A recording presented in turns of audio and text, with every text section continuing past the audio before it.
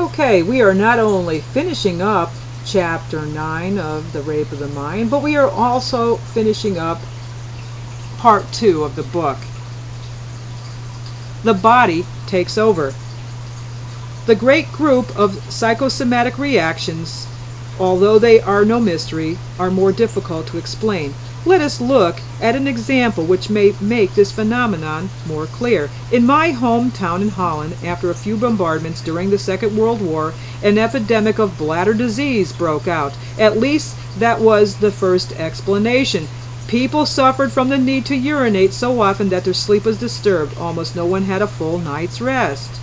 For a short time, there was a boom in the practice of urologists. Then psychologists were able to explain that this urge to urinate was one of the first reactions to fear. The victims had only to think back to their childhood and to recall their bodily reactions before taking examinations at school to see what was happening. Increased urination may be described as one of the tension-reducing devices of the body. The body may react to danger and panic with a variety of physical symptoms. Perspiration, frequent urination, heart palpitations, diarrhea, high blood pressure are only a few. We know that many of these reactions are related to the body's mobilization of specific defenses against threatening dangers. The specific ways in which bodily disease is related to fear and anxiety developed are conditioned largely by the individual's personal life history, especially his development during childhood. The infant whose early tensions and yearnings were drowned in milk and pablum will grow up into an adult who tries to fill his mouth again as soon as something threatening occurs. Overeating has become for him a fear-allaying device. In the process of rearing the child, the parent unwittingly trains certain of the child's organs to react to the tensions of life. Because man has many bodily organs, he can show a tremendous variety in his physical and emotional responses to threats, both from without and within. Psychosomatic medicine distinguishes between different character types in terms of the different organs which respond to outside stresses or danger.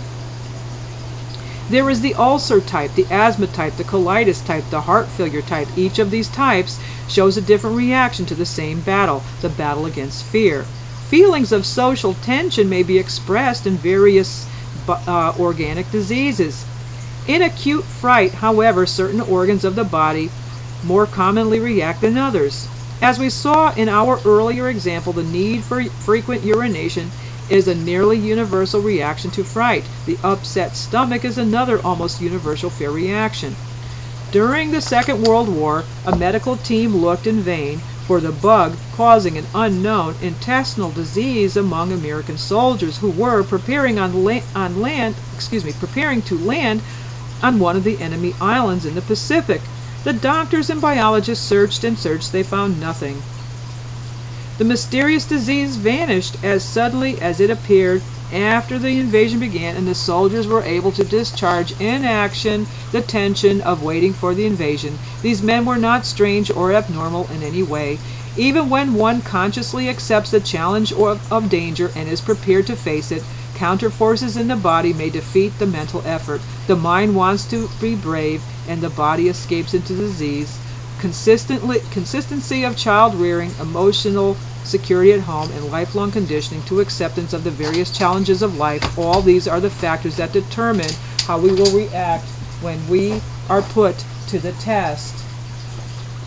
In their treatment of panicky soldiers during the last war, psychiatrists gave some of their time to an explanation of these various danger reactions. As the victims began to understand the reactions and saw how common they were, they took the first and most important step toward cure. No longer were they afraid of their fears, no longer were they in such a dread of cowardice. It was important for them to know what had reduced them to the level of helpless childhood was part of the universal pattern of defensive behavior. As they understood this, they became less afraid and ashamed of their own private fears. They knew that their bodies were reacting like many others, and they became able once more to accept their duties quietly and with better control. Stamina and resourcefulness depend as much on self-knowledge as they do on the help and support we get from others. In times of stress and calamity, people begin to probe for the vulnerable spots and weaknesses in both their friends and their enemies. This testing goes on constantly during a hot war, but it happens during a Cold War as well. The Cold War exerts a continual pressure on human imagination and mental fortitude and is the cause of many peculiar escape reactions or bodily reactions. Whenever fear and danger confront him, man has to make a choice. Shall he indulge in unchecked fury? Shall he concentrate upon self-protection? Or shall he accept his responsibilities? The fear reactions we have described show how the primordial impulse to self-protection, misguided though it may be, can break through all our civilized defenses. Only training and conscious preparation for danger, both inner and outer, can give man strength to hold these reactions in check. This training starts within the nucleus of the family and is supported by the example of a peaceful, free community. These are the first teachers in the constant battle between inner fear and outer danger. Those who are in danger of being brainwashed can be helped simply by making them familiar with the facts. Foreknowledge has a partial protective function, and this belongs to the best security we can give to them. It takes away the weakening influence of anxious and mysterious anticipation. With this aid, their mental vulnerability is then furthered by innate inner strength, by the example of good rearing, and by the challenge and opportunity their society gives to them. And that was Chapter 9 of The Rape of the Mind. And with this video, we conclude Part 2 of the book, and I will see you in Part 3, Chapter 10.